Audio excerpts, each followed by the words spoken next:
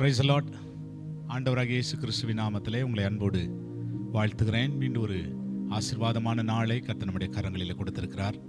இந்த நாள் ஒரு ஆசீர்வாதத்தின் நாளாய் அமையட்டும் என்று நான் உங்களை வாழ்த்தி, ஓசியா தீர்க்கதரிசன புத்தகம் 11ஆம் அதிகாரம் அதனுடைய 4ஆம் வசனம் இப்படி சொல்லுகிறது: மனுஷரை கட்டி இழுக்கிற அன்பின் கயிறுகளால் நான் அவர்களை இழுத்தேன். அவர்கள் கழுத்துகளின் மேல் இருந்த நுகத்தடியை எடுத்து போடுகிறவரை போல் இருந்து அவர்கள் பட்சம் சாய்ந்து அவர்களுக்கு ஆகாரம் கொடுத்தேன். மனுஷரை கட்டி இழுக்கிற அன்பின் கயிறுகளினால் நம்மை கட்டி இழுக்கிற கர்த்தர் அன்பின் கயிறுகளினால் நம்மை கட்டி இழுத்தார்.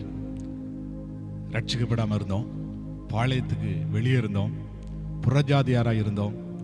ஆனால் ஆண்டவராகிய இயேசு கிறிஸ்து அவர் கல்வாரி சிலுவையிலே சிந்தின அந்த இரத்தத்தினாலே, அந்த அன்பினாலே நம்மை கட்டி கிட்டி தேவ சமூகத்தில் கிட்டி சேரும்படி அவருடைய அன்பின் கயிறுகளினால் நம்மை கட்டி இழுத்தார்.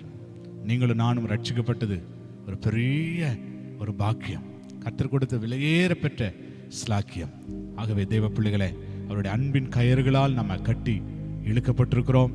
ஆண்டவர் என்ன நோக்கத்தோடு நம்மை அழைத்தாரோ அந்த நோக்கத்தை நிறைவேற்றி தேவ சித்தத்தை நாம் செய்து முடிப்போம். ஜெபம் பண்ணலாமா? நல்ல ஆண்டவரே, அன்பின் கயிறுகளினால் எங்களை கட்டி இழுக்கிறவரே, ஆண்டவரே, ஒரு விசை ஆண்டவரே உடைய அன்பின் கயிறுகளினால் கட்டி இழுத்ததை நாங்கள் மறந்து விடாதபடி உமக்கென்று வாழ கர்த்தாவே நீர் எங்களுக்கு உதவி செய்யும். உடைய அன்பின் கரத்தில் ஒப்புக் கொடுக்கிறோம். இயேசுவின் நாமத்தில் வேண்டிக் கொள்கிறோம் எங்கள் நல்ல பிதாவே. ஆமேன், ஆமேன், ஆமேன். God bless you. Praise the Lord. Hallelujah.